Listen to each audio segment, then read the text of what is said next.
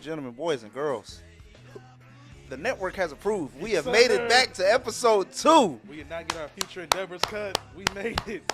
We did not get hit with our walking papers. First order of business. Thank you.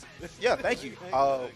To introduce ourselves again, I'm Chris, known as Southside Woodall on Twitter, one half of, dare I say, the greatest tag team in the world. And here's my partner. I am Lee Berry, OVO Berry, Berry 96, whatever you want to call me. Just don't call me by my first name. Thank you. Yes, sir. Yes, sir. I realized last week we didn't give like much background about ourselves, other than we're two guys that like wrestling. So, just a little further background. I think, as I said, I primarily consume WWE. I do watch AEW. Some of my favorite wrestlers: Cody Rhodes, greatest of all time to me is John Cena, MJF.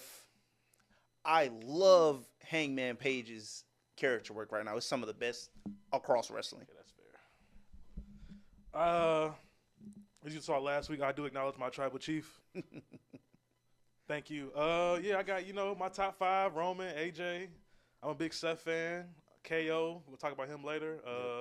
I was a John Cena kid growing up, I hate Edge, so, yes, sir. I was a big Cena fan. AJ, Batista was my guy growing up. Okay. I was a big Rey Mysterio fan. I had the Rey Mysterio action figure. Okay. I think that's my guys. Those are my guys. Okay. Oh, big Shield fan, like I said with Roman. Believe in the Shield, brother. I always believe in the Shield. Before we get into anything, and obviously we'll get more in depth about this later because it's affected multiple people, but prayers for Kevin Owens, man. Yeah, man. Shout out to Kev, man. That shit sucks. It really does. Like, I don't like to speculate on things I don't really know about. I hope that's not the end of his career. I hope that's not the way it ends. But it's definitely unfortunate. Like, I was really hurt. Like, once I realized, like, it wasn't a, what I'm saying? It wasn't an angle. It wasn't anything. It wasn't a shoot. Yeah, like, yeah. I was crushed, bro. I was crushed. Because I think we said it last week, that's one of the better built WrestleMania matches. Oh, yeah. Kevin is like, to me, Kevin was like one of the guys who didn't really need a belt because his character work was so good. Like, when some of the best. I came back on the wrestling scene around 2017. So I think that's when Kevin started to get his main event push. So seeing him and Jericho work together with the list of Jericho, and then he was just the best stuff. He was just like a good heel, like. And now seeing how his character grown, he's like a mini face. I guess you could say like an anti-hero. Yeah. And then him like breaking the fourth wall down has been entertaining. So, Kev, please get better. We hope it's not the end. We hope to see you later. It's not take all the time you need, bro. You've done more than enough for us. Not just this year, but like across your entire career, bro. So take all the time you need. Independent guy, grew up on the main scenes, and then come over to WWE, carry his legacy. Him and Sammy, I got a top 5 wrestling beef of all time. Maybe new, but they deliver when it's time to deliver. So they define fight forever for sure. KL, get better, man. I was away this weekend, but I saw bits and pieces. If you want to discuss Dynasty, the floor is yours. I'm good, We're good? Yeah, okay. Yeah, I will say, just trolling, but I really want to like AEW. I really do. Because we like wrestling. Like, I grew up WWE, TNA. Like, when TNA was hot, I was a huge TNA fan. Joe, AJ, Sting, the Kurt Angle. We're not going to call him by his old name because he respect. Hates that. Yeah. But, that was, I'm not a tribalism guy. Like, WWE is cool and all, but competition has made the product better. Yeah. So, and that's proven with, like, how hot it is right now. Yeah, exactly. Like, wrestling is hot as it's ever been, Even, like, New Japan, see how other guys came from over there, coming over here, going backstory. So, I don't want to be a tribalism guy, but the people who I trust in, like, the wrestling spaces, it's some iffy stuff. And then I was a huge, like, Moxley. I was a huge Ambrose fan. Like I said, I was a huge Shield fan. So, to see where this storyline is going and see where storylines are going, it's kind of confusing, but I'm not going to rush it, I'm going to let them cook. But it's just some stuff I can't get behind, I'll say about that because I too have like just kind of gotten into AEW, and I think I got into it around the time where ironically people didn't like it as much. I think this was when like MJF was like starting his babyface run, but I've never, in the time that I've been watching it, like that the Death Rider storyline that's going on right now is the like most unified I've seen the AEW fan base be in like disliking something. Like across the board, and they usually like stick together. Yeah. Like they stick with the guns. Like it's really bad, and it's crazy because I thought the story started off really strong, and I think what upsets a lot of people is it had a direction, or it looked like it had a direction in the beginning, and now it's just crazy. And then people were given the appearance that like, oh, maybe they're finally gonna pivot from this and realize it just isn't working like it's supposed to, and that's not what they got. Because like I said, while I didn't watch the whole thing, I saw some bits and pieces, and I was watching, around the time where the Bucks were still here before they took a hiatus. And on TV, the hiatus was because of the Death Riders. Why are you coming back and helping the Death Riders? I understand they explained it was to help Hangman keep his promise to make sure Swerve was a champion, but it doesn't fully make sense to me. I will say AEW, they have great talent. They put great talent. Good matches. There's plenty of other great storylines outside of like what's going on with the World Championship for sure. Mercedes and Athena, that's gonna be a good good build. Ricochet is doing good over there. Shout out to him. Yep. We hurt people. I'm getting nervous because Syndicate, bro. If they do end up doing Elite Death Riders versus Hurt Syndicate, I don't know how that's gonna work out. There have been enough. Basically, the Elite just. I'm not gonna say it doesn't need to be a thing anymore, but it feels like they pull it out like once a year just to tease us. Yeah, let it go.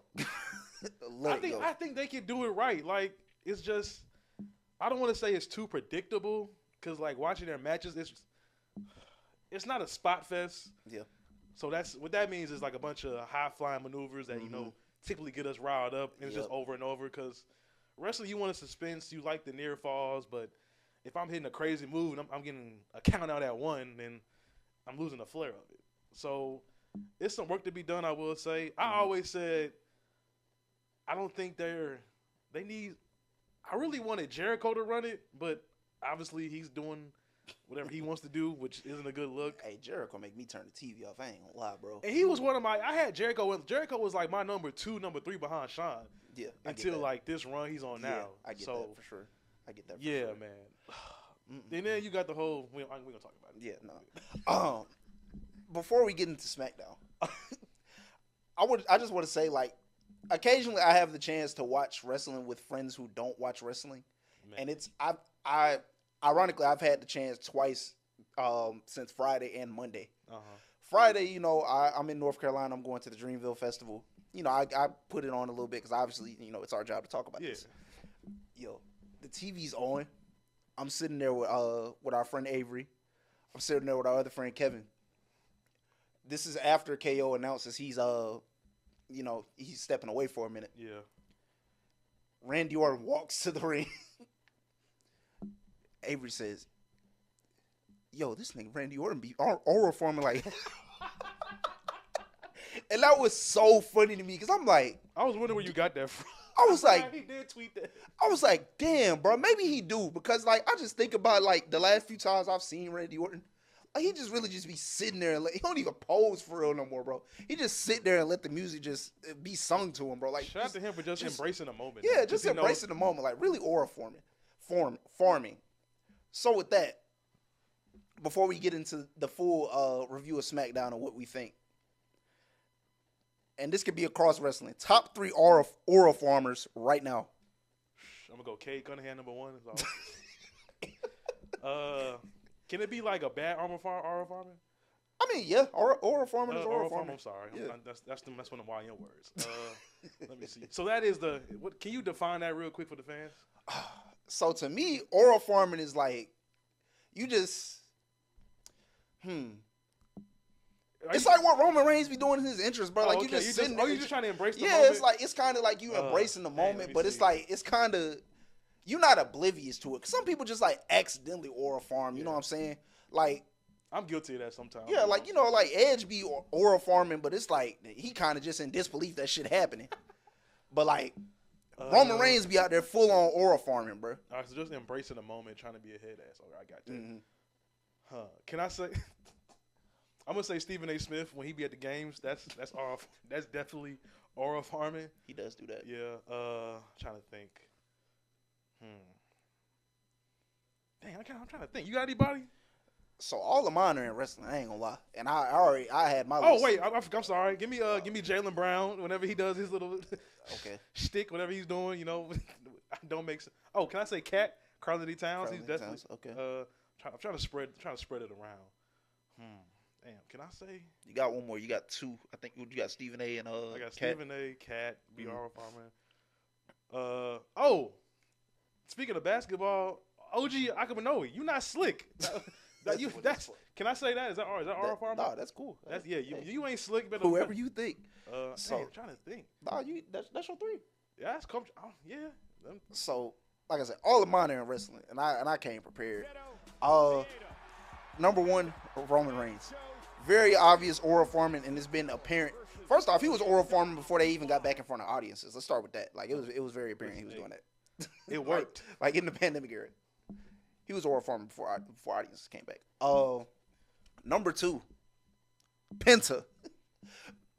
That shit is crazy. Oh, did you see his walkout? Like, no, not the walkout, but like the pre-show. Dog, he was doing it backstage with a suitcase, just a mask, no face paint on, straight aura farming, bro. But I respect it because Penta got like the most beast entrance I've seen in wrestling. No, he has hashtag swag. That shit is crazy. And number three, I'm gonna go with Kenny Omega. Okay, that's fair. Because like I ain't gonna lie, they were here in Atlanta, I think. Yeah, they were here. I went. They were here in Atlanta a couple months ago, and like they just had pyro going off for this thing for no reason. Oh yeah. Like he didn't have a match. I think he cut a promo, and they just had a bunch of pyro going off. I'm like, what the fuck is going on? He's one of the best in the world. So that's fair. Hey, that's fair. Deserved. So with that, we're gonna move into SmackDown. You know what's funny? Everything we said mostly happened, and like we were kind of right in terms of like we're gonna be those guys now. In terms of like when we said we want to fix SmackDown, I said Phoenix would give them a shot in the arm. That happened. I said the segment with the men from the men's triple threat needs to be impactful. I feel like that happened. It was a great episode to me this week. Like I think that is the first time in. You're welcome. You're welcome. But I think that's the first time since the 3-hour mark.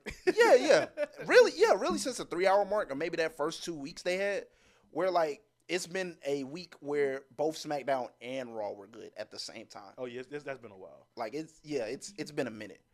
So and shout out because they back in America. It wasn't no spoilers. Like I was on Twitter chilling all day, ain't had to hide nothing.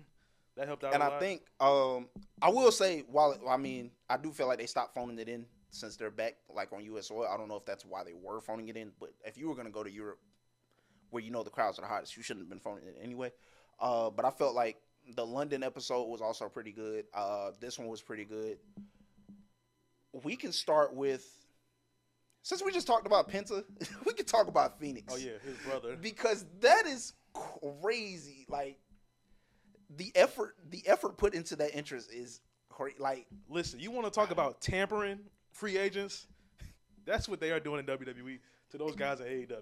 First off, that shit is not a real thing in wrestling. I want that to be known right now because I know a lot of people say that on Twitter. Oh, they're contract tampering. That shit is not real, bro. That shit is not real. It's not a real thing. People go do whatever they want. It's not a real thing.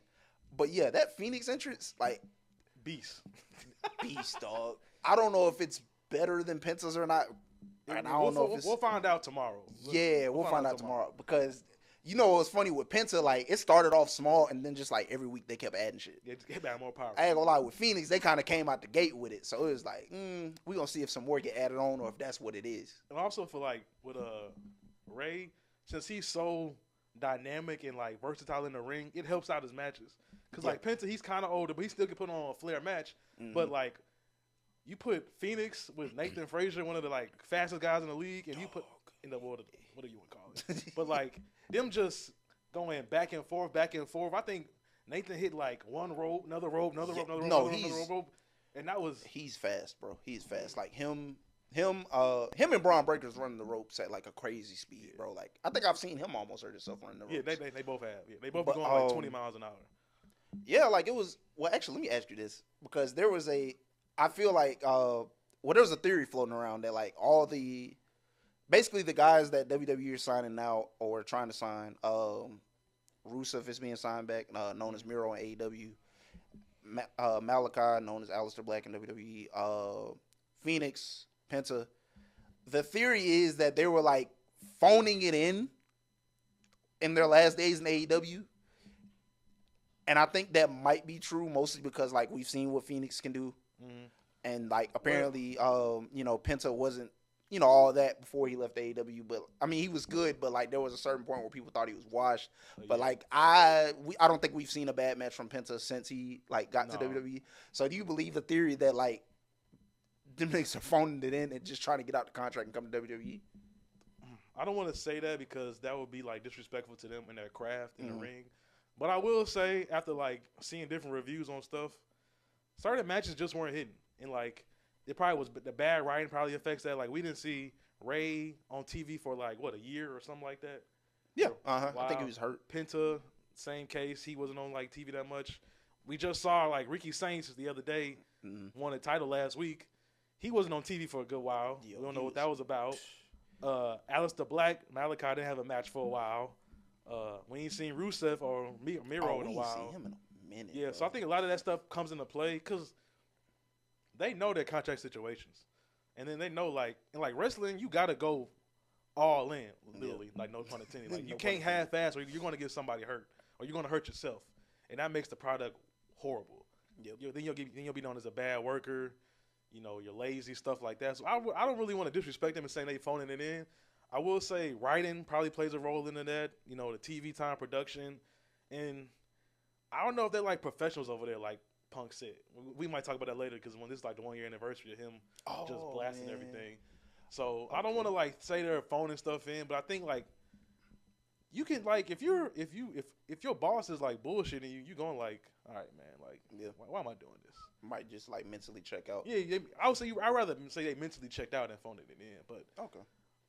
All right, so with that, we can move to, obviously we talked about it earlier. Kevin Owens had a serious neck injury. He's going to miss WrestleMania. Randy Orton is said to still have a match. Yeah. We don't know who. I've seen different conspiracies and different like other things floating around all day.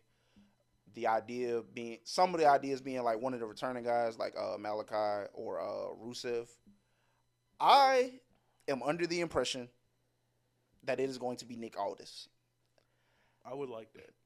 I have seen a couple Nick Aldis matches. He's relatively young in the like wrestling space in terms of like age. Like if they asked him to put on some tights today, he could probably still go. Like you could argue that he shouldn't just be the general manager of SmackDown.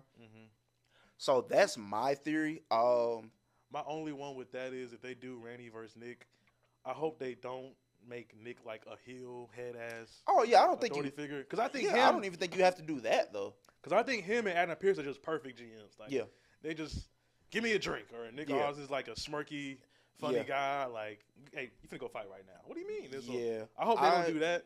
But that would be good for Nick Aldis. He's another one of them independent guys, worked his way up. I think him and Cody match at what was it, All In? Yeah, that seemed like a pretty good match. So I mean, hey, give me 10 minutes, give me a couple spots. Then RKO out of nowhere. I don't even think you have to do the I don't think there has to be too much of a babyface like heel dynamic, which is good guy, bad guy for those who may be casual viewers. He's been like you said, like he's, you know what I'm saying, he's a good authority figure. He's always been no nonsense, and it's never been like, I'm the bad guy here, or I'm the good. It's just like he's typically like I'm in the group chats I've been in that talk about wrestling. I like legitimately like in theory and storyline, like the way Adam Pearce runs his show versus the way Nick Aldis runs SmackDown, day and night. It's like it's night and day, bro. Like, but it's just perfect because Raw is like chaotic and SmackDown is kind of like it was. I think the most chaotic thing that ever happened under Nick Aldis's watch would technically be like Bloodline business. Oh yeah. But outside of that, it was a well kept like show. Well, actually, let me take that back. Bloodline business, and then the stuff that was going on between KO and Cody.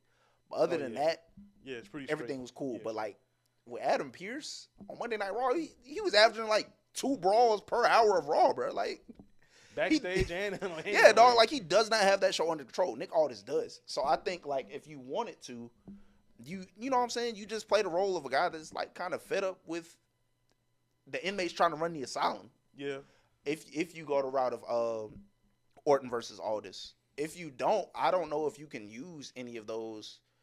Because I was under the impression that Randy is going to win just because the next event after WrestleMania is in St. Louis. Oh, yeah, Backlash in St. Louis. So I don't know if he would be up for the championship or whatever, but like I was under the impression that he would win. So I figured he would beat KO.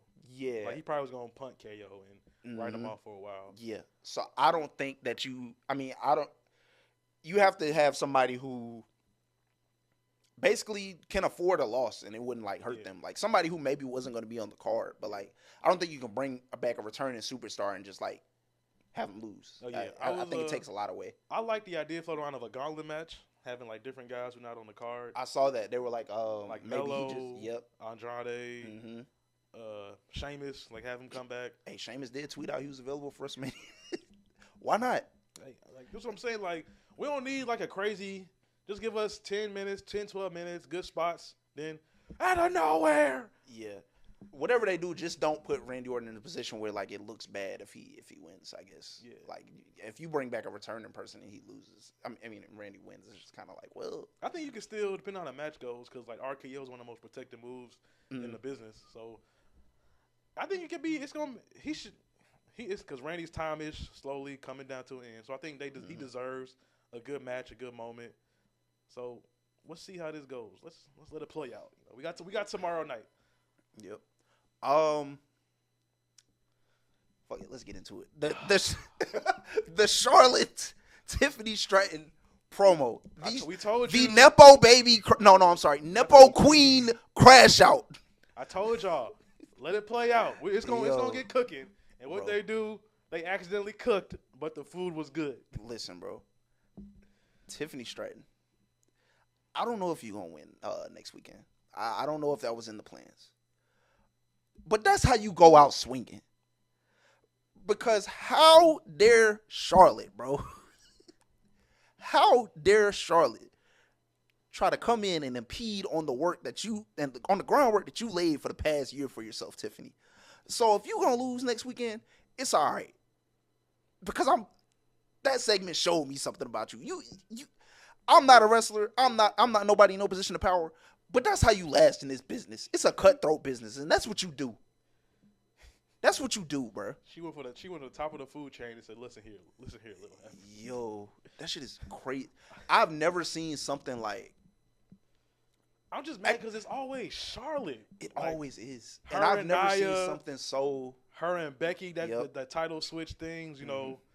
Her and Mercedes going back and forth switching titles. Like, I've never seen something so because Charlotte is like a great athlete. She's one of the top of women performers. Yeah, easily of all time. Easily, even like in the world, she gets down. Her matches, they bang. Her and Rhea, one of the best matches ever. That triple threat match, her, Becky, and Sasha, great moment in women's wrestling. Crazy match. It just crazy finish. You don't have to be this way. Like, yeah, see, she's like the popular kid who just got her head stuck up her ass. Yeah, so and I don't think, obviously I know we have casual viewers, but anybody who watches wrestling regularly and has like been a part or been watching Charlotte's career, you'll notice out of like and this was a talking point this week, out of the 4 horsewomen, Charlotte's the only one who's had the same gimmick. And the gimmick is just being Ric Flair's child. And the only character change that occurs there is her just leaning more into nepotism. Like, oh, I know I'm this good. I shouldn't have to tone myself down because I'm this good. And to an extent, maybe you're right. But you're hurting yourself. You're hurting yourself. And you know what's funny? It's hilarious that in the same calendar week we got the Cody Rhodes and John Cena promo, and then that Tiffany Stratton and Charlotte promo. Because hold our wine. Watch this. Yeah, it's hilarious that we got that in the same week. And it's literally night and day. Like, No, like in some aspects, some of that stuff is the same though. You know what I mean? Like, yeah, like you know what I'm saying. Cody's a nepo baby, but he doesn't lean into it the same way that Charlotte does. Like, it's yeah, not because like, at least Cody was like, I got to be Stardust. All yeah, right. you know what I'm saying. You know what like, I'm saying? Charlotte is just across like, my life, Cody has probably had about 3 or 4 gimmicks. Like, what is? Yeah. He's had the Road Stardust, the Road Scholar gimmick, the face mask, the dashing. Like, yeah. Now he's shown a willingness to reinvent himself. Charlotte has not, and that's why people aren't as accepting of it. Because you had like, make no mistake, she's a game changer, as are the other 3 horsewomen. We've seen that, but all of the other 3 have also shown a willingness to change themselves when something wasn't working or when something has reached. And be able to go to like the back seat, like yeah, that too. Like, because I think all 3 has Becky won a tag title. Yeah, Charlotte has too though. They I remember that they won. She won with Asuka. It was to set up another match, I think, but she did win with Asuka. I remember that. It's just like I said, it's no willingness to show change, and that's why people are so adamant to like push her away. Like Tiffany said, you know, your biggest competitor has never been in the ring. It's been with them. It's been with the people that watch this. That's how you connect with the fans, right there. And that's why I said it's so ironic that we got that same promo from Rhodes and Cena and her and Charlotte in the same week, because that's ironically what it is. Like, you know what I'm saying? How Cody said Cena kind of drove fans away and all this. Like, Charlotte didn't necessarily drive fans away, but there's a reason. Like, but people don't gravitate towards her. She can make fans, because like in wrestling, you want a crowd reaction. Mm-hmm. So unfortunately, she's still going to get booed, but we're going to be less invested. Yeah, that's what's going to end up happening with this feud. Because like you said, if Charlotte wins, I don't know where you go from here. Like this going to make Tiffany look bad if she ends up like getting this a bad match, or like well, it really depends how she loses. So I'll say this, because I do feel like it was in the plans for Tiffany to lose anyway. We'll talk more about predictions next week. I don't think you can necessarily make her look bad, but I mean, what does Charlotte gain from winning again? Besides like another, like, and we talked about, 14, that's 14. What we talked about last week. Like, you know what I mean? Like, we get it. Like, you won a championship a bunch of times. Like, it's becoming fairly obvious what they're trying to do in terms of your title reigns or where they're trying to position you. Mm-hmm. But I mean, what do you really gain? You've been the same character for 2017. Yeah, I don't know how she was in NXT. So I've been watching for I've watched her whole career basically. Yeah, because when I came back in what was that? What was the Mania when Roman beat Triple H? 32. So what's that? 8 years, 9 years? Yeah, 8 or 9 years. Yeah, so that's when I came back, and she's been the same person. Like, oh, Ric Flair is my manager, and like nothing's changed. We're going to cheat to win, and I was gonna say the only thing that has changed, maybe the entrance music. I was gonna say the entrance music changed a little bit. You added a little guitar in there. Occasionally, Rick might be her manager. At one point, Dana Brooke was her. You know what I'm saying? Like, it's just not enough evolution of the character for people to not boo you. This is like you're gonna put on a great match, and I have no doubt they will, regardless of of what we saw. That match could steal the show, just like her and Rhea stole the show a couple years ago. I was like, it could either steal the show or it could be like horrible, really crazy, and they I told you really and Tyler in the chat. Listen, this is WrestleMania. It might be y'all two get your shit together, all right? Because this is we got money here, ladies. Y'all better put that stuff to the side. That shit is crazy, and carry that BS for another Friday night. I just think, honestly, I feel like she's been unprofessional the whole build, not just that promo. Because I feel like it's very, somebody said on Twitter, like, it's very apparent, like, when she wants to work with you and when she, like, doesn't want to work with you. You have less time ahead of you than you do. I mean, you have more time behind you than you do ahead of you. So it's just like, at this point in your career, like, why are you not, and we've seen Becky Lynch take this approach, like, you know what I'm saying? Like, why are you not big up in these people who are supposed to be carrying the division for the next 10 to 15 years? Yeah. Why is it when you go on TV, you're going into business for yourself? Like, because that's really how she came back. She probably was like, look, I'm winning the Rumble, right? Nobody else is like, I better win the Rumble, right? It's just a terrible look, bro. It's just terrible. Even look. her, well, she did have I think the character change she had coming into the Rumble was kind of different. Like it was more glare. To me, all this character is just leaning further into nepotism, bro. Like there's nothing different about it to me. I think it's more nepotism and a sparkly knee brace, bro. Like that's it. I don't see anything else. I don't get it. I don't get what the point is. I don't get why she doesn't want to change or try something. When you've seen, I don't get why you don't want to change when one of your counterparts became a bigger star in wrestling than you. I don't get it. Becky Lynch is in Hollywood doing projects. Becky Lynch writing books. Writing books. Like, even Sasha Mercedes, she in Star Wars. She's in the Mandalorian, bro. She is in the Mandalorian. Is Charlotte in the movie? Let me know. I just want to. Is she in a movie, a TV show, anything?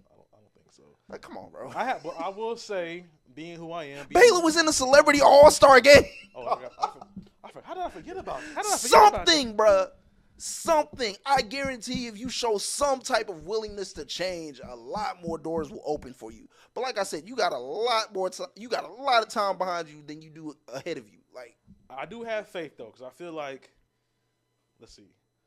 I think if Charlotte wins, you got to bring Becky back. You got to be like, look, Charlotte, you can win this match, but you got to drop to Becky when she come back, because that storyline can cook. Them two being like on and on off best friends. She can have like a reality check. Like I can see my fantasy booking halfway, like half fantasy booking is if Tiffany beats Charlotte, and then we get the Charlotte character change. Like she starts from the bottom, has like a struggle, fights through adversity. Something, bro. Something. And then I'm mad that the thing that set Charlotte off was the whole Nepo baby thing. Which is crazy. Like, if it was the crowd. Because that is your character. Like, if it was the crowd. I think it was both, to be honest. Because look, bro. I've probably watched that promo like 2 or 3 times since Friday. She flat out gave up, bro. She gave up. Like, she tried to repeat the line 3 times, realized it wasn't going to work. And then she was like, oh, you can have the last word. Oh, yeah. Like, she gave up, bro. I don't get it. And everything I've read, like reports wise, is like, like this went completely off the rails. But it went off the rails because like the 10+ year veteran went off the rails, not because the rookie went off the rails. The rookie was defending herself. Like, why are you on a professional? It said she was supposed to be like, oh, you haven't wrestled in years or something like that. You call yourself a queen, but you don't have a kingdom. Yep. But yeah, like that still don't seem enough to like go off the rails. It's like, why are you? Hey, I don't know if you letting a rookie, because Tiffany Stratton is essentially a rookie, bro. Like she's been wrestling for like 3 years, been on the main roster for 1. Like you letting a rookie fluster you? You supposed to be. You're not supposed to be new to this. You're supposed to be true to this. You should already know how Chicago fans are. Like, yeah, that's like wrestling city nowadays. Dog. And then. Look, what's in my DMs? Hey, whoa, hey. I think, you know what? I think that's the worst thing, because there's a difference between like an internet wrestling audience and then like what people actually in the building know, bro. Everybody in the building didn't know Tiffany dated Ludwig Kaiser, bro. Yeah, that's really like, you got to be like an insider. You got to be what I'm like saying? Like, you got to be a full fan like us to know about. Yeah, like you got to be online to know that, bro. I don't know how many people was in Chicago. Everybody in there didn't know that, and you out there spreading. You know what I'm saying? I can talk about this all day. I ain't gonna lie, but I'm gonna move on, bro.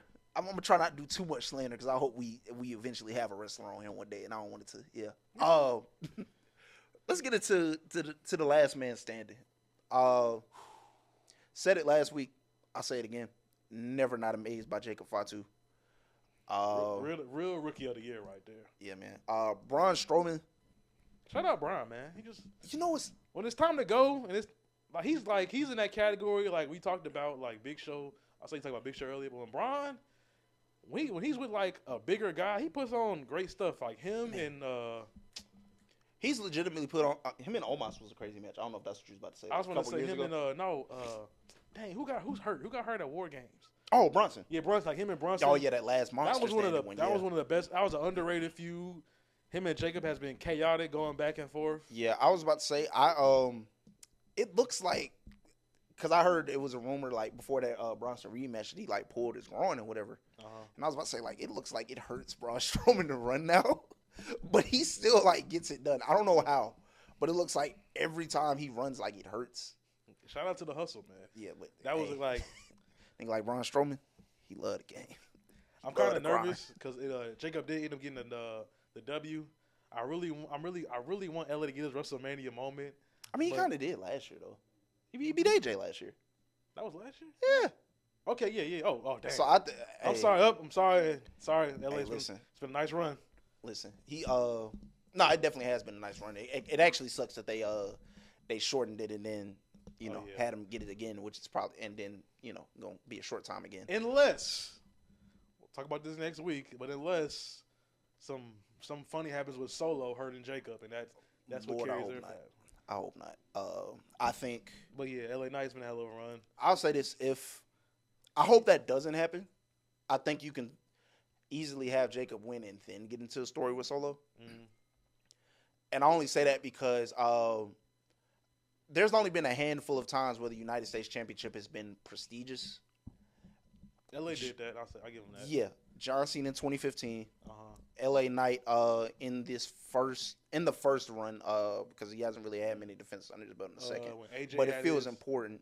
AJ had his open challenge stuff. That was good. He did do that. So there's only been like a handful of times like in my life where it's been like super prestigious. And I feel like Jacob Fatu is the one to like make that title prestigious. Like you know how with the Intercontinental Championship it's seen as like a step up or a step before the World Championship, whether that be the WWE or the Heavyweight Championship. Like it's seen as like I think he can really like make it that for he's gonna put on good matches and then you can say stuff gets repetitive, but when you go into an event for the first time and you're seeing it in person, you're gonna pop. Yeah. So watching a freak of an athlete like Jacob, we're gonna talk about Braun later. It's gonna bring some flair. Like he's gonna put on some good matches. So I think that's the route. Like I said, we'll get into predictions next week. So, but I do think that's the better route to take. Mm-hmm. But yeah, that match was crazy, dog. Like big man slapping meat. Sorry, that's what it is. That shit crazy. We got friends that watch this and go watch it and be like, "What did he just say?" And like, big meaty men slapping meat. I'm gonna say it again. We understand the reference. If Y'all may not, bro. Look it up. But crazy match, bro. Like it's some matches I watch and I'm just like, what are these people made of, bro? And like that was one of them. Like I think at one point he was it.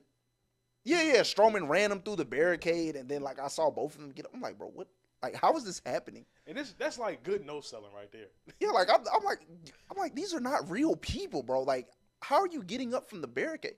Even they got up from the when Strowman suplexed him through the table. I'm like, oh yeah.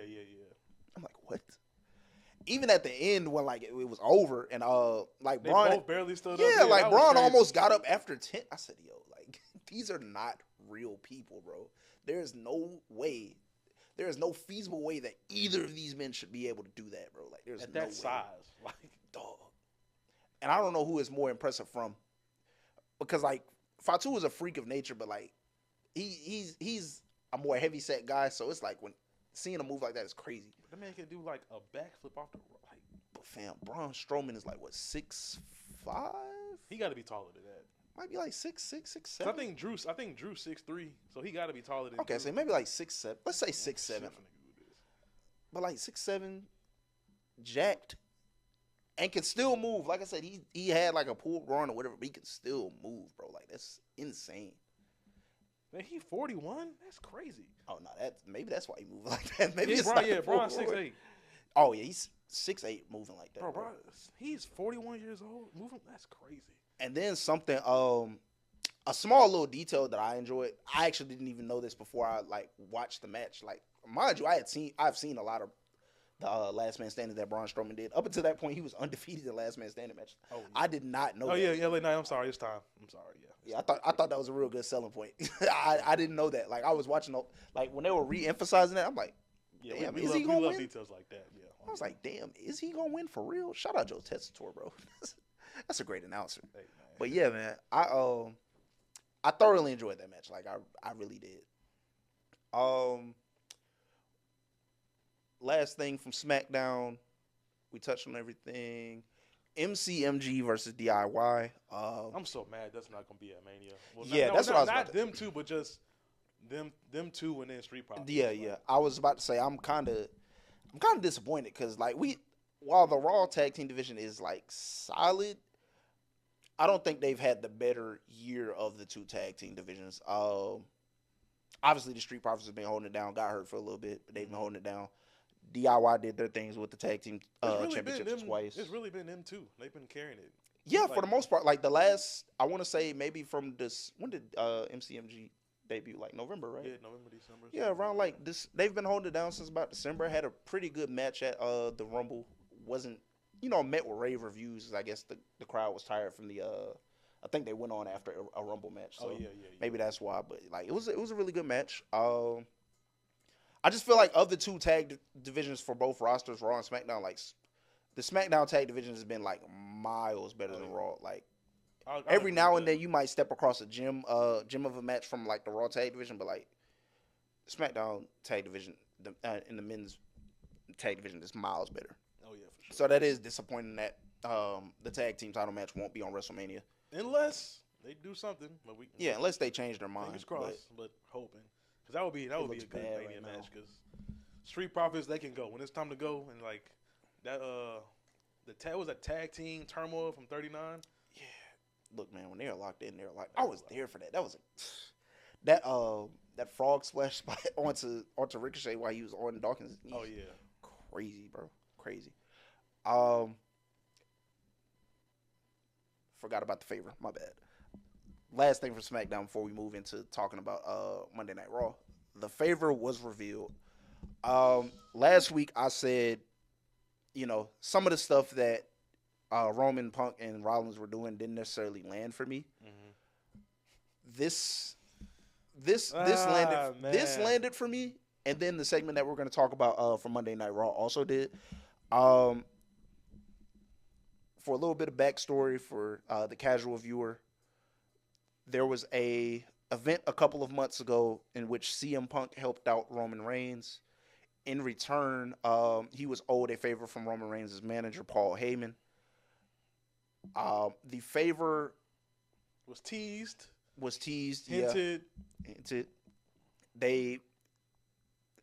Roman Reigns was made to believe the favor was helping CM Punk main event WrestleMania. Not the case. Which Punk has never done before in his 15, 20-year career. Until next weekend. But the favor has been revealed as Paul Heyman being in not Roman Reigns' corner for WrestleMania, but CM Punk's corner. What are your thoughts? Ladies and gentlemen, hailing from Chicago, the best in the world. See, that's going to hit like crack in the 80s. I can't wait. The build-up, like we said, they've been teasing us. I thought it was, if Punk wins, he's gonna be the main event of night 2. Mm. But another swerve curveball. That's why you let stuff cook. We're gonna talk about it later. How this favor has now snowballed into another storyline that we might have been waiting on. So we're gonna see about that. Man, I told y'all, just give Roman 30 minutes, and he will make SmackDown enjoyable. And what did he do? He made SmackDown enjoyable. He had Punk come out there in his hometown. Mm-hmm. Awesome promo. Heyman came out there, right? Yep, all of them were out there. And I'm talking about the first opening start the show. I remember him being backstage. I think Heyman did come out, and he was like, "Oh yeah," because he was like, "Let your boy know when your boy gets here." Yeah. Oh, you talking about Rollins? Yeah. I'm talking about Heyman when Punk was out there first when we opened the show. Oh yeah, that's right. When your boy gets here, let him know I'm here. You know, we got the tease when Steph came out of the car. We thought it was Roman. that was a good swerve. I ain't gonna lie. Which Like I seen the lead to SUV something. pulling up. I said, "Oh damn!" Like he in trouble early. And then we finally got the quick cut scene of Roman entrance. No point. Dog, no aura forming. Just a power walk to the ring, bro. Just a power walk to the ring. Not embracing the crowd, nothing. You know, he gave us a little acknowledgement, but other than that, that was it. Man, this has took a turn for the better. Yeah, I told y'all, just let him cook. Roman knows what he's doing. Yeah, it's landing a lot better than me. A lot better for me. With the past two semis, and like I said, we'll get into the one that happened on Raw because I think that one was the most impactful. But yeah, I think it's established more of a grounds of what this is all about. Because I remember at one point in the promo, because I rewatched yesterday to see what I missed while I was out of town, and one of the things Roman Reigns said, Roman Reigns said it, and CM Punk said it. He said, you know, this is about friendship. This is about loyalty. So it was good to finally get a basis established on what the match is about and how we're tying these guys together. Overall, like really, like I said, up until Monday, like that was probably one of the best segments they delivered. Oh yeah. So I was that's what SmackDown needs. Like they need the storyline. We're probably gonna get that tomorrow because I think Cody gonna be on the show tomorrow, right? Yeah, Cody's there tomorrow. So yeah, Cody can carry that load tomorrow. Have him, you know, do his thing. Good 20-minute segment. Hopefully, you know, somebody pops up. Mm-hmm. You know, we'll never know with that guy.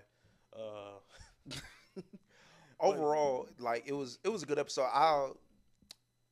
If you had to rate it out of 10 for this past weekend of SmackDown, I say 8. That's where I was gonna go. The Phoenix match was good. The KO was the KO part was emotional. That lets you know that like wrestling is real. Like people always say, "Oh, yeah, it's fake, yeah." But like, look, this shit is real. This shit is real, bro. We skipped over one thing. I forgot. I'd never disrespect Jay Cargill like this. How do we? God bless Jay Cargill and Naomi was finally made official for WrestleMania. B-Fab, I love you. Hey, B-Fab is going to be a star. For sure. The interest is already there. That's why you stick up for people, Swerve. That's why you stick up for people. You don't just let them get No, that's crazy. That's why you stick up for people. That's crazy. I don't want to be the Swerve Strickland this guy. I'm not gonna do that. But yeah, she's putting in the work behind the scenes, and you can see that in the ring. But yeah, Cargill and Naomi's official for WrestleMania. Again, one of the really well built feuds they had going into WrestleMania. The hate is there, the vitriol is there. I'm excited to see that one. We can move into Monday Night Raw. The Women's World Championship Triple Threat was finally made official. Mm-hmm. Thoughts? Listen, man. Y'all gonna stop disrespecting Bianca Belair, man. Not on my watch. Man. Not in my country. You know how hurt I was, dog. Overseas, little allegations. Yeah, we was letting y'all have it in Europe, but in America, you gonna respect a black woman, all right? I ain't gonna lie. Cause she's right. She's right in this whole situation. You niggas she put the work in. She won the Elimination Chamber match. She saw her two best friends. Nothing she said was wrong, bro. The girl was preaching. And you niggas in Minneapolis, Minnesota gonna have to see me for booing her, bro. Cause I heard it. When she came out, I was like, oh, okay, you know what I'm saying? She back on U.S. soil. Then you niggas started booing because she started telling the truth, bro. Y'all will have to see me about Bianca Belair, bro. I promise you. You ain't got to see Montez Ford about Bianca Belair. You got to see me, nigga. And I'm behind him.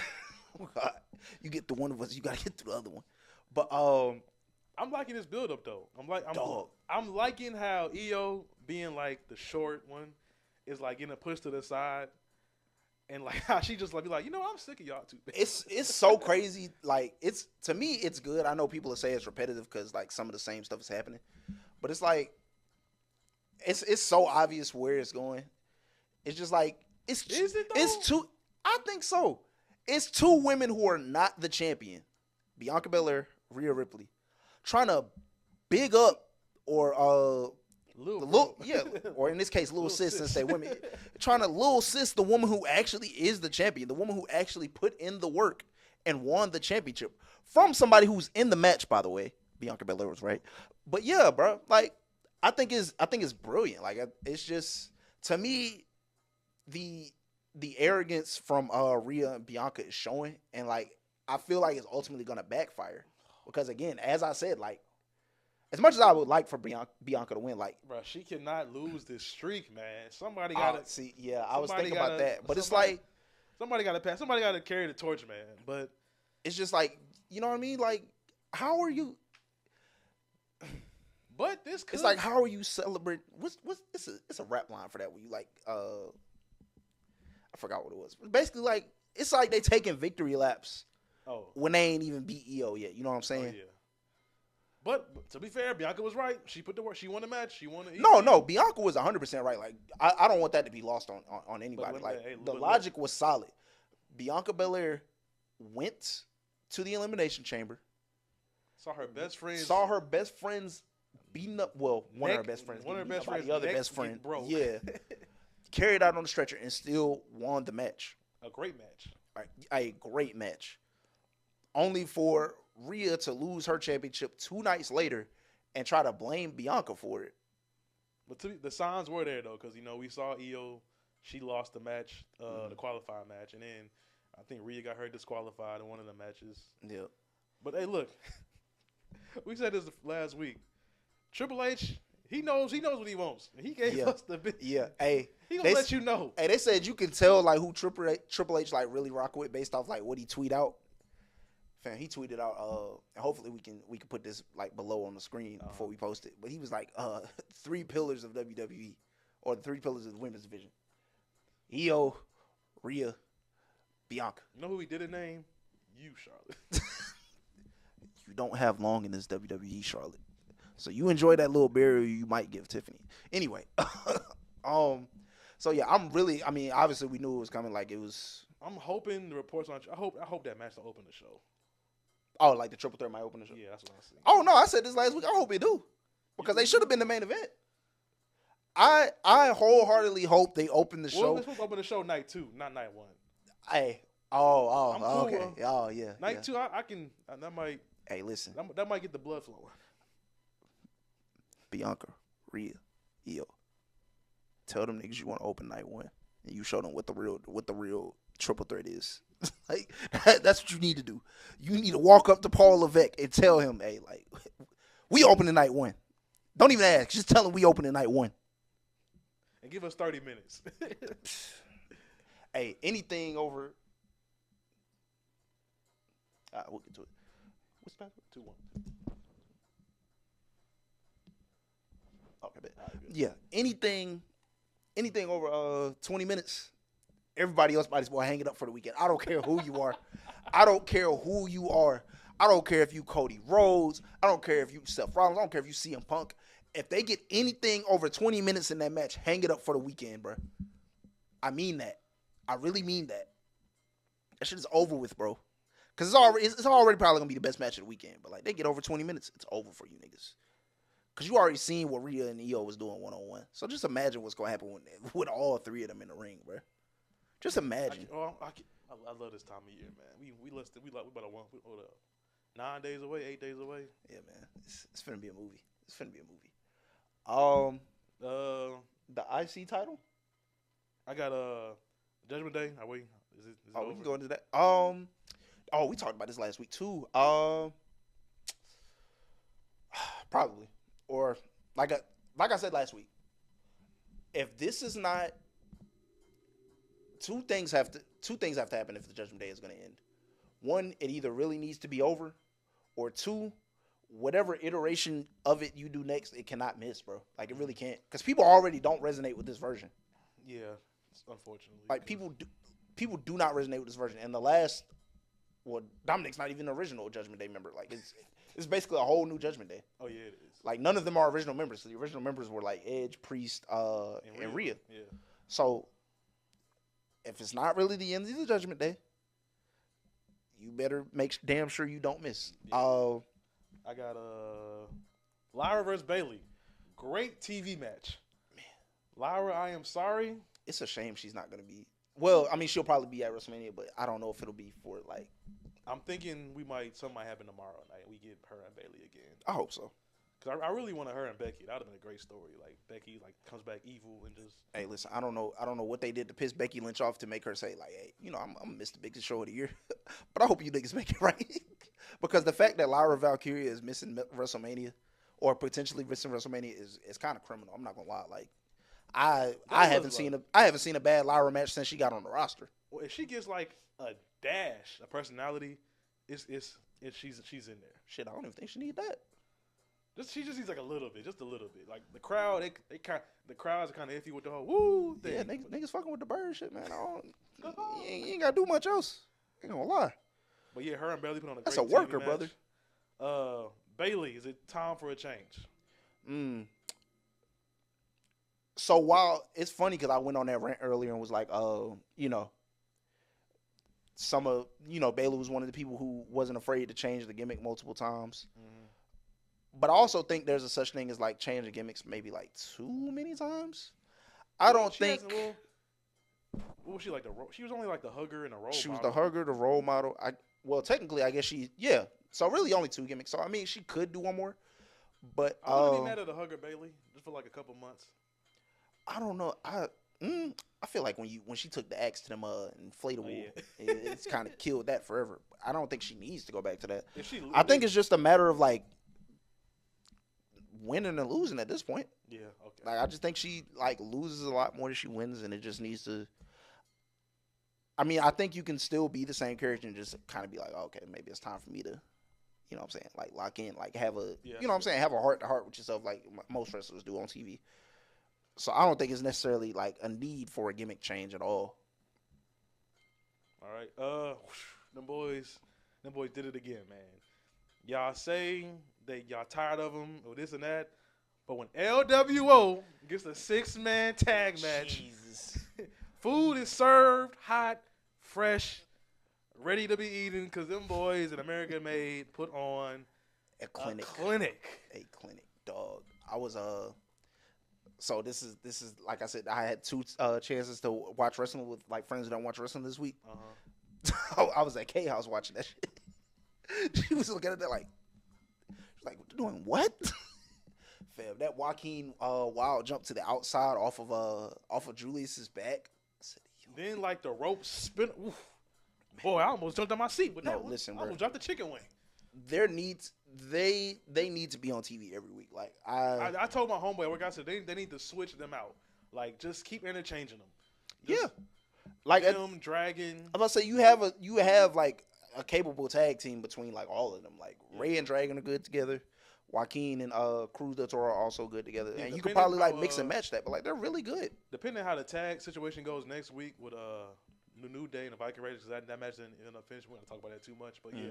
They need to go on like a 2 out of 3 falls count match, number 1 contender match. Yeah, they got to do something. Because while we waiting on America Made and the Creed Brothers to get their title shot, they need to run with the titles. Yep.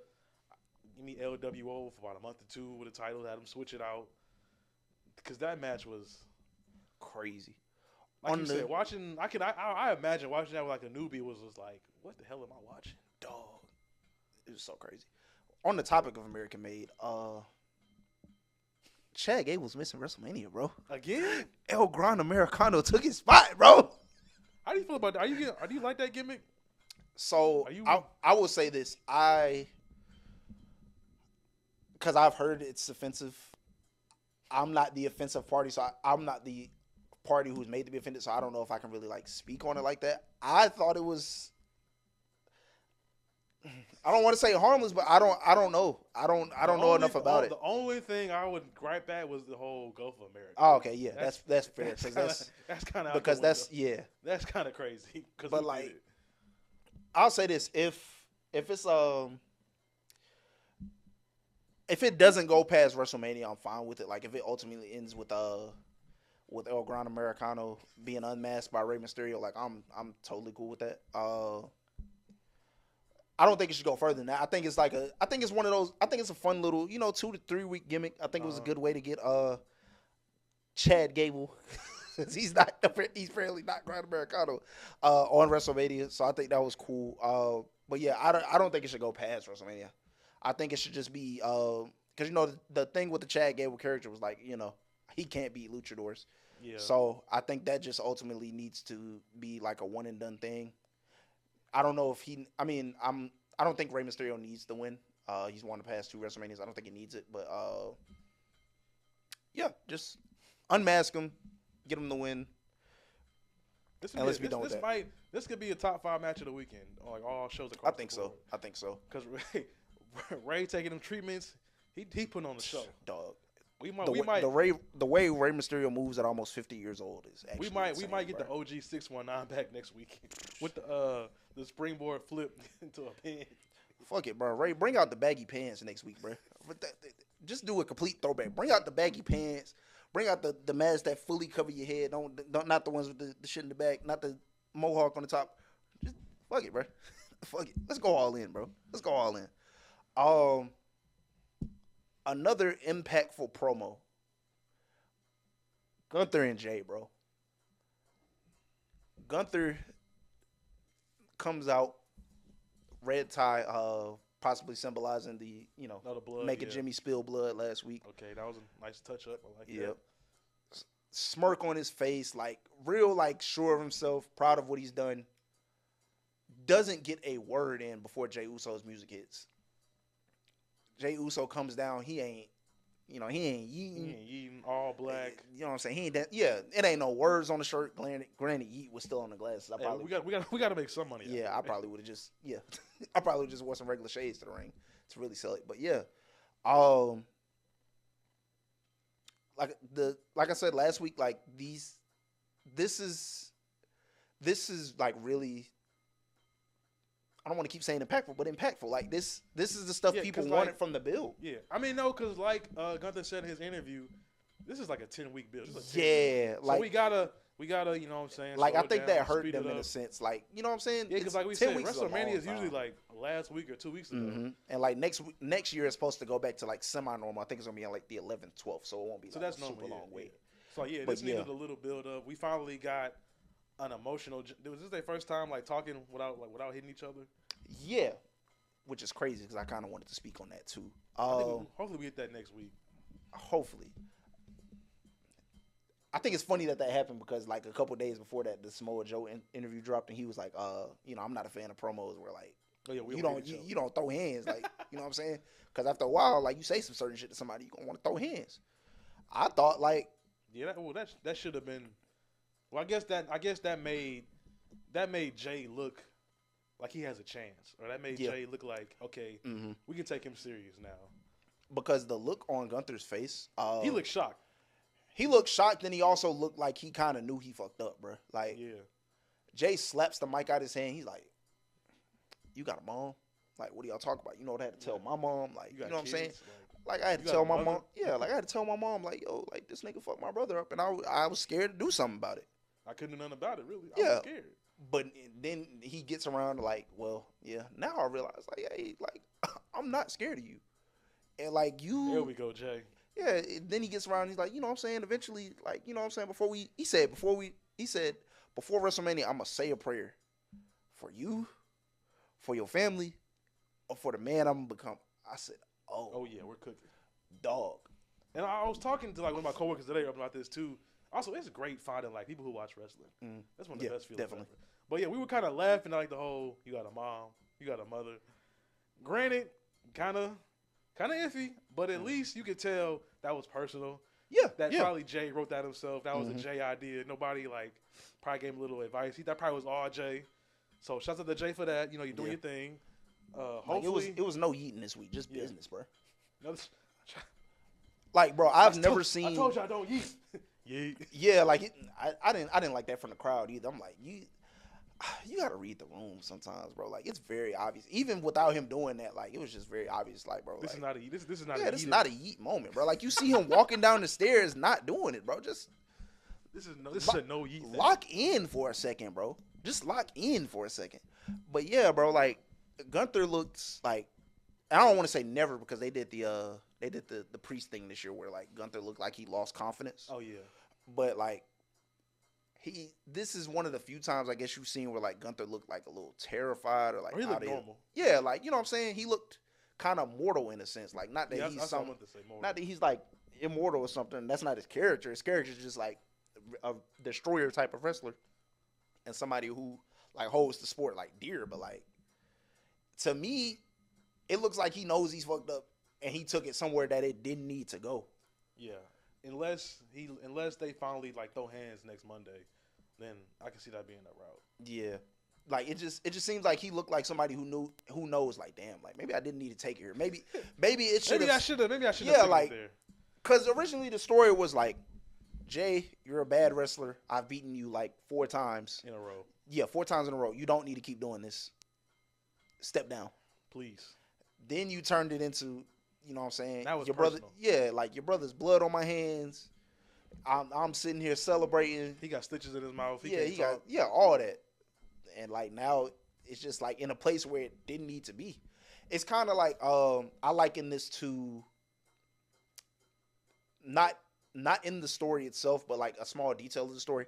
WrestleMania 39 when Cody Rhodes was facing Roman Reigns. Mm-hmm. He said it was never it's not personal. I'm just trying to win a wrestling championship. Okay. WrestleMania 40, it was personal because he was robbed of winning that championship by Roman Reigns' family.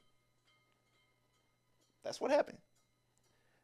This is similar in terms of like with Jay, it wasn't necessarily personal. He's just a guy that won the Royal Rumble and wanted to be world champion. Okay, yeah. Oh, yeah, all right. Yeah, you see what I'm saying? You got me. I'm sorry. So now it's become, you know what I'm saying? It's become personal. It's become like, well, you done involved my family now, and now I got to do what I got to do. And like it's gonna be more than just me, pinning you for the 1, 2, 3. Like I'm really gonna get you, bro. Like that's what this turned into. Finna lay hands and feet on you. So I think the last 2 weeks have been a very nice evolution of the story of Gunther and Jay.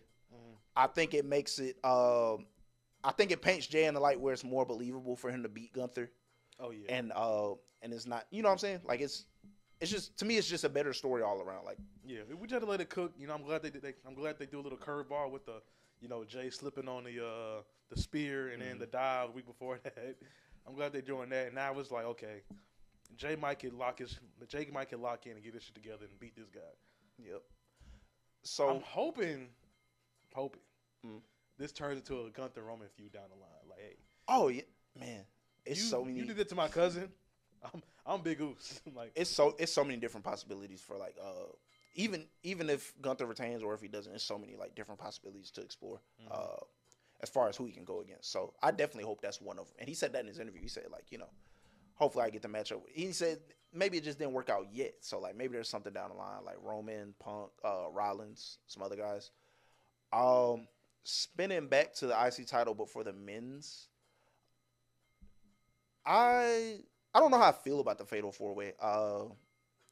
I feel like there's 3 right winners and 1 completely wrong one, and I'm pretty sure you're not gonna like who I say is the wrong one. After the reaction that I saw, I think there is a wrong one. Yeah, Finn Balor, right? Let's just make sure we're on the same page. Okay, cool. Damn, cool. I just want to make sure.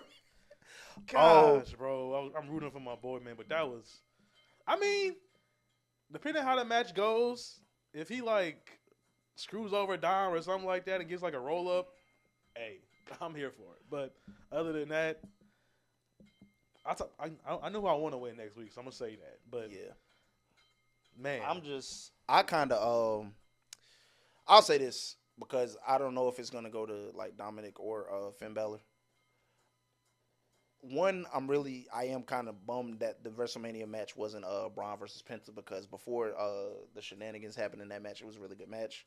Mm-hmm. I'm also bummed it wasn't Braun versus AJ. I know that would have been a really good match. Yeah, that is a storm. That is a storm. I'm not cutting no grass tomorrow, man. But oh yeah, then Braun versus Sheamus. Yeah, like I feel like there were a bunch of options you could have went.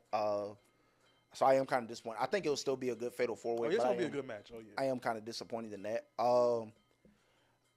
What I'm getting around to is I'm kind of over championships being used as like plot devices to like further storylines. I say that to say like I don't want if Braun Breaker is not the winner, I don't want if Braun Breaker and Penta aren't the winners, I should say, I don't want the Finn and Dominic eventual fallout to be like over the title. Yeah, like I just feel like it. What's the best way to put this?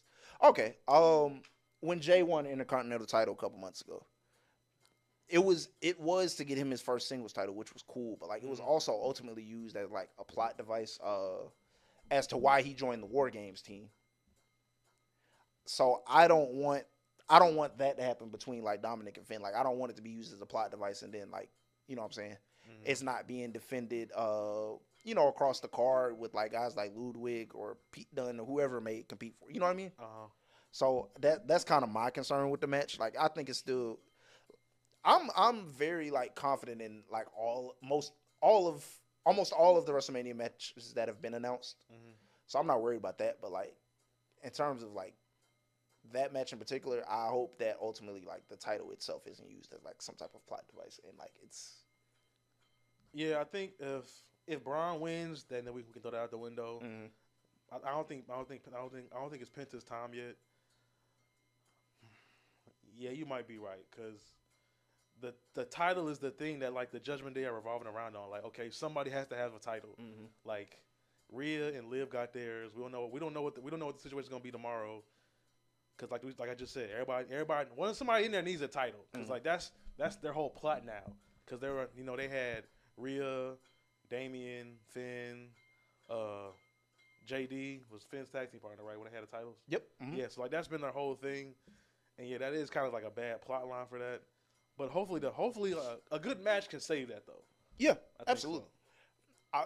I think, like I said, there's 3 right winners. There's one absolutely wrong one.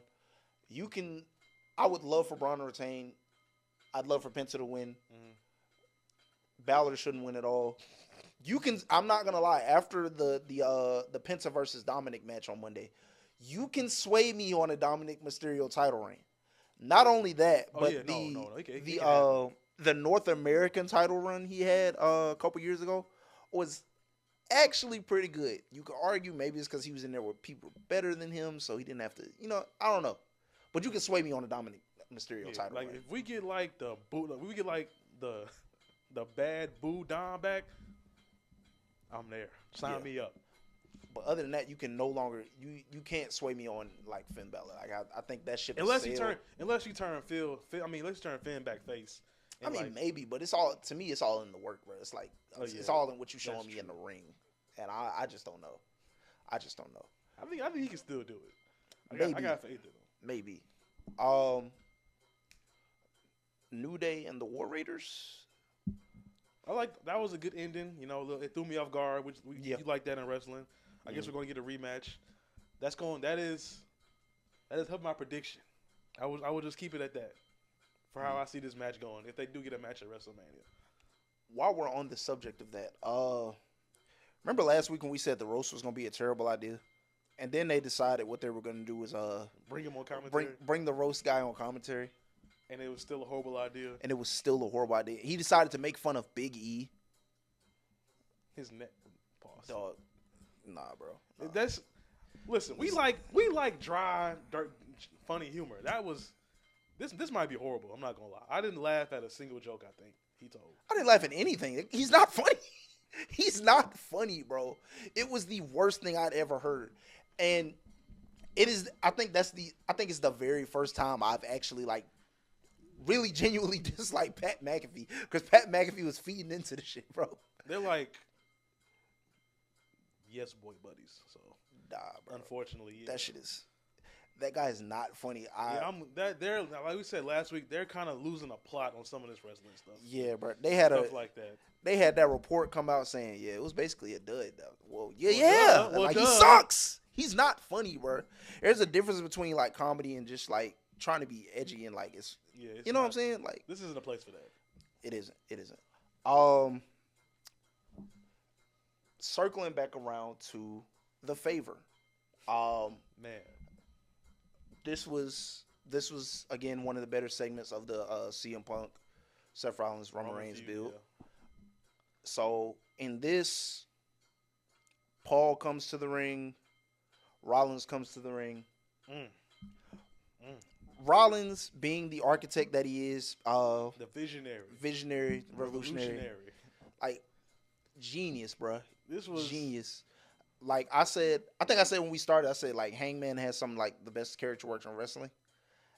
What they've done with Seth Rollins' character over the past few months, since like the Royal Rumble, maybe. No, really, since War Games. Oh yeah, the whole what they how ask, dare you? yeah, like don't ask me to team with this dude. Yeah, like then y'all leave him out. One of the best things about like Seth Rollins' character right now, like it isn't the costumes, it isn't like what is he gonna wear to the ring. It's what it's what am I trying to say? It's like his wordplay. It's his ability to hold people accountable and also like be true to like his word. And then like rap, then tell a story with it. Yeah. So him and Kevin Owens does a really good job at that as well. Yeah. Like I said, as far as like not guys, they don't really need a belt sometimes. You just gotta let them be themselves. So like I think Rollins is like stayed like real true to his character. Oh, he was. Yeah, he like was. He's never, you know what I'm saying? Like everything he's done, like he's been a man of his word. He said, you know, I'm gonna help Cody take out the Shield at WrestleMania 40, or help beat Cody Rhodes' Shield at WrestleMania 40. He was. Said I'm not gonna team with Roman Reigns at the Royal Rumble. I mean at the at War Games, and the very next time I'm with Roman Reigns, I'm gonna stomp his head in. Did it. Held Sami Zayn accountable for teaming with Roman Reigns. Like Seth's whole character is basically like accountability and saying like, hey, like, except with himself. But we'll talk about that later. Yeah. But I think it was a really. It was a good segment. He called out Punk doing the whole I'm not here to make friends, I'm here to make money. Yeah, like but that's your best friend, yada yada yada. Then the whole Roman thing of, oh well, Paul, we saw you get put through a table in front of your whole family. Like, yeah, he said in your hometown. So yeah, like, that was one of my favorites. He was like, yeah, like you got put through a table at the Garden. He didn't come save you. Nobody did. He was like, you've been going through shit for like 10 years. CM Punk didn't save you. Like nobody saved you. He trashed the company you were building up. Yeah, like again, holding people accountable. And essentially he offers Paul Heyman a solution, like, you know what I'm saying? Like I can help. I can help out. I can take this burden off your shoulders, bro. Like what do you mean? Like you don't have to do this. I know a way you can do it. Like I can solve all your problems right here now, buddy. He was like, hey, it might hurt a little bit. Yeah, like you might have a concussion afterwards, but you might need a neck brace, but you know, yeah, like, it'll save you mentally. Yeah. So he does that and essentially baits because he knows Roman Reigns isn't there. We all know Roman Reigns isn't there. Like, man, we got other priorities, man. We know his schedule. We know when he's showing up. But he knows Roman Reigns isn't there. I ain't gonna lie. I didn't think CM Punk was there at first. They said he was gonna be there. I guess I would pay attention because I really didn't think he was there. He was like, you know, CM Punk isn't here. You know, eventually like baiting CM Punk into coming out, gets the best of CM Punk. That was like a perfect. The outside, have Punk roll in the ring, stomp him. Perfect setup, and then brilliant psychology, man. Then brilliant psychology. Paul on the floor pleading, "Oh my gosh!" And then the pump fake of the stomp. I don't, because some people think Paul moved out of the way. I don't think that's what happened. No, I think I think he stopped. Seth jumped like early, then like he just jumped straight down. Yeah, and then the way the microphone was in the right spot. Now you owe me a favor. I was like, oh yeah, boy, they got me. They got me. So essentially, this can go a million ways. Yeah, and I'm here for all of them. Like it's essentially a power struggle for Paul Heyman, for the custody of Paul Heyman, I guess. And if we're being honest, I don't know. I don't know anymore. Last week, in terms of who wins, I think, like I said, I still don't think Roman Reigns needs to win, or I don't think there's a scenario where Roman Reigns should win. But I don't know.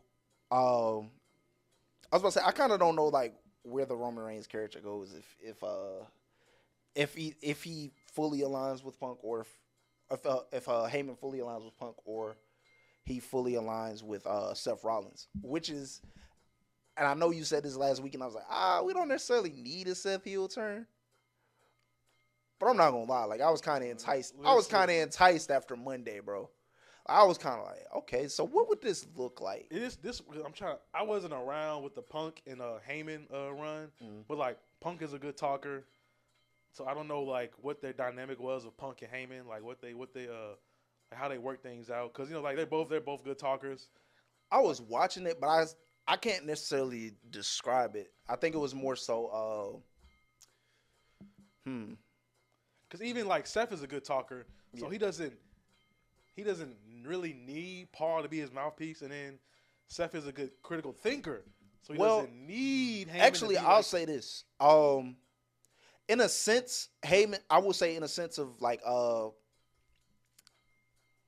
in a sense of how Heyman is counsel to Roman Reigns. He was kind of counsel to CM Punk. I'll say that. All right. If that's how I remember it, if I remember it correctly, he was more of a sense of counsel. It was never like he was necessarily talking for CM Punk. Okay, yeah. It was just like he that was can more work, so counsel. This could be like a crazy duo because, like we said, Seth is the architect. Seth is the thinker. He's always 10 steps ahead. It's always a plan B, man. Dog. So we're going to see how that's going to work out. If that does happen, I still don't know. We're going to have to find out till Monday because that's when Roman comes back. Mm-hmm. And then this could change Roman's dynamic of being alone for real. Like, Jimmy's hurt. If Jay wins the title, he ain't thinking about nobody else with that title. Yeah. Solo and Jacob got their thing going on. This could, like, I really wonder like where the Roman Reigns character goes, because this will be like the first time we've seen him on his own as the tribal chief. Yeah. Like no Wiseman, no enforcer, no right hand man, no right hand, nothing. Like it would really just be him. Also, and I forgot to mention this when we were talking about the segment on Friday, because I know like this has been like an internet thing when the War Games thing was going on. Mm-hmm. But like Roman Reigns never really changed, bro. Like he said yeet, man. Please. He said yeet. He never apologized. Like he said yeet. He never did any of that. Even in the segment on Friday, bro, like he's looking at Paul like, tell him no. Like, you know what I'm saying? Like still talking down to Paul. This is just great character work. Now he's gonna be alone. Now he might change. That's what I'm saying. I don't know if that's where this goes. I would like to see that. If it takes him being alone to realize like, damn, like I kind of, you know what I'm saying? I kind of like that's push these people away. I don't know if they're going to do this, but I'm hoping we get a Roman and Jay interaction Monday, since they're both probably going to be there. I think you should say, well, you've seen WrestleMania last year, so you saw the clip where Sammy and Kevin interacted at the curtain. Oh yeah. I think that's what you save it for if you're gonna do that. It could happen on Monday, but I think it would be like way better if you just like wait till WrestleMania Saturday, because I think both of those matches are supposed to go on, and you just be like. Okay, that would be. I think that would be the perfect time to do it. But yeah, if this ultimately leads to, like I say, and there's no scenario where he should win this match. I'm gonna be honest. He doesn't. I don't think he benefits from it. I really don't. I don't think he benefits from it. If this had been a one-on-one scenario with Rollins, yes, because he's never beaten Rollins. If this had been a one-on-one scenario with CM Punk, it's a toss-up. I don't know. I don't think there's a scenario where he needs to win this match. It's either Punk or Rollins. I'm leaning towards Rollins. Yeah, now I'm leaning towards Rollins. Well, yeah, because Rollins lost twice last year, so he might. Unless Rollins just don't care. He just one of them. I'm here for. Look, I love the game. I don't care about wins and losses. I know for sure. I know for sure he loves the game. I know for sure he loves the game. But I can see. But now this bro's knee was on a floss pick at WrestleMania last year. He still came out there for the final. I just like it depends how this match is going to end. So we're gonna find out Monday. We still got next Friday. Shoot, we might get something tomorrow. We don't know. You never know. Yeah, but this is. I think one of those two or two of the three will show up tomorrow, and we'll get something. But I'm excited. This is like when I say, and that's the case for maybe like 2 or 3 builds, but like the last 2 weeks have done like a lot for like a lot of people. You just gotta let them cook, y'all. Y'all just gotta let them cook. Yeah, I think like I said, I think that 10-week stuff is hurting them. And Gunther said it too. Like, you know what I'm saying? It's 10 weeks. Like, you can't give everybody everything. Yeah, you can't give us like you want to, but it's like, then what? Like, then you burnt out. So I definitely think the format like might have hurt them a little bit. Mm-hmm. Like I said, next year will be like semi-normal. Yeah. So maybe it won't like matter as much. But the past 2 weeks have been like really pleasant. Oh yeah, for sure. Build wise, like I'm not mad at it at all. I think we have covered everything. Let me make sure. Yes, Yeah, I got everything on that. Okay. So we can close with this then. Give me three. Give me three things you want to see in the final stretch, like moving into WrestleMania. Whether that's like something in a promo, whether that's something being added to the card. Give me a tag team title match. Either or one. Yeah, specific. either or. I think. I'm trying to think. Give me a. I don't think anything needs a stipulation right now. Like I think all the matches are good. Like straight up, I don't think it's any like crazy stipulation matches. Yeah, all of them are, as it stands. Like every match is like 1-on-1, triple threat, fatal four. Like there's no like special stipulations. I would argue for a stipulation for Priest and McIntyre. I was just gonna say that. Dang, you got me. Yeah, Priest, Drew, maybe a street fight, no DQ, but I would do a street fight. I don't think they really need that because Priest puts on good matches with big men. Yeah, with men his size. Like their class match was good, so yeah, I think it'll be good regardless. We're supposed to get 14 matches supposedly. That's what the rumors are saying. Yeah, some saying like 14 to 15. 2, 4, 6.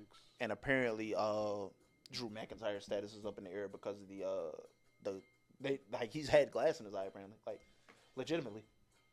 You see that Hangman? You don't use. Well, it's not Hangman. You see that Jungle Boy, whatever your name Jack is. Perry. Jack Perry. This is why you don't use real glass. Gosh, man.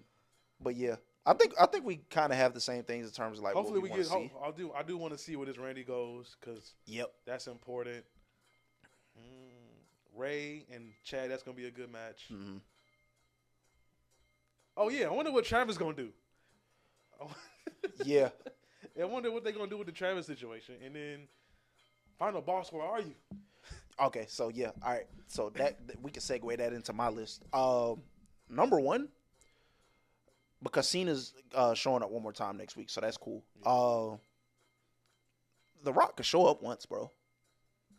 I think The Rock could show up once. I think we're gonna get a surprise. I think that's what. Like it gotta be. You never know, but like you could show up once, bro. Just give me a tease. You know what I'm saying? Explain something, bro.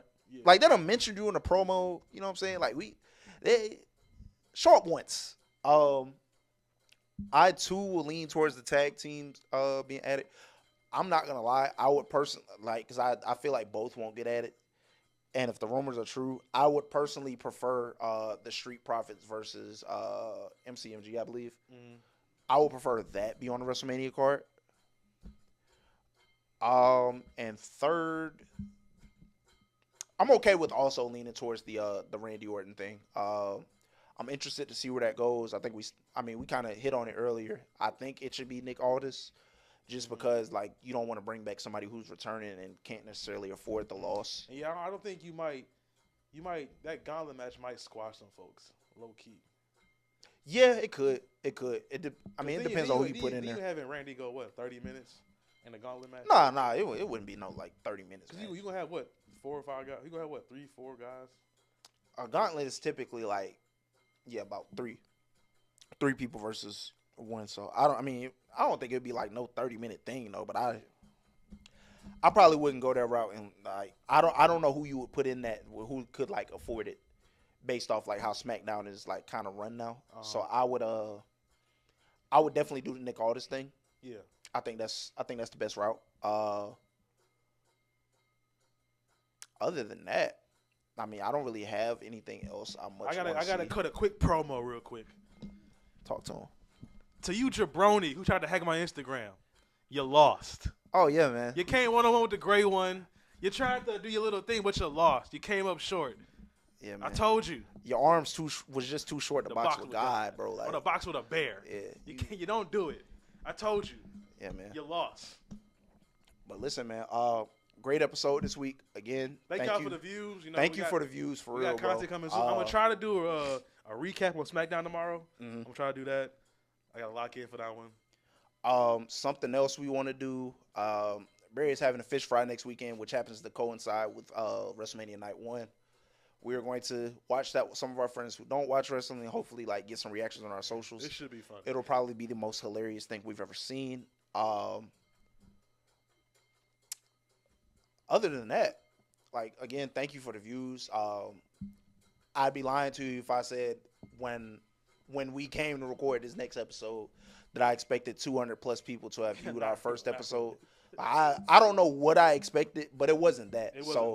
I really do appreciate it. Like, it means a lot. They really do. Like, whether it was we just like yapping about wrestling. Yeah, bro. Like, whether it was a friend who watches wrestling. I had a friend who I've grown up with since like middle school who ever tell me like, hey, like, you know, watching y'all talk about this made me want to get back into it. Shout out to y'all. I had a friend who I know she doesn't watch wrestling at all and just was like giving me tips. So I thought that was cool. Like, we genuinely appreciate it, bro. So just keep sharing us, keep watching, bro. Like, we're only gonna get better, bro. Yeah. Like, we're 2 episodes in, bro. Like, the best is yet to come, bro. Like, the title shot is coming. Yeah, like, hey, we're here, bro. We're here, but we appreciate y'all. This has been episode 2. Oral farming. Yeah, we're going to call it oral farming. I'm sorry, oral farming. My bad. Matter of fact, we're calling it favors and oral farming. Favors, yeah, okay, I like that. Favors and oral farming. But yeah, man, this has been a great episode. Next week we are going to do a prediction episode because all of the matches for WrestleMania should be out by then. Mm-hmm. And also, I'm trying to figure out a way we can do this. WWE came out with a list of like 50 of the greatest WrestleMania matches ever, and all of them stunk. Well, no, the matches didn't stink, but the rankings stunk. Okay. So, I'm gonna try to brainstorm on a way for us to do that and maximize the most of the time while talking about like Raw and SmackDown. Mm-hmm. And maybe it'll just be like a graphic or something at the end of the video or whatever with our list and like fixing the list. But yeah, like the list, our personal list. Yeah, or our personal list. But like the list they dropped is like really bad, bro. Like they had the women's triple threat with Ronda Rousey, Charlotte, and Becky Lynch in the top 10. The moments was great. The actual match was not. They had the mixed tag match with Stephanie and Triple and Hunter and yeah, like the top 20. Like, bro. All right, what are we doing? Mind you, they had that above Shawn Michaels and Kurt Angle. So yeah, we're gonna fix that list. Oh, brother, yeah. I don't know how we're gonna do it. We're gonna do it. I'm gonna brainstorm it, but we're gonna fix that. So this has been a great episode. Thank you again. We are Off the Top Rope Podcast. I am Chris. I am Barry. I'm Barry. And we're out.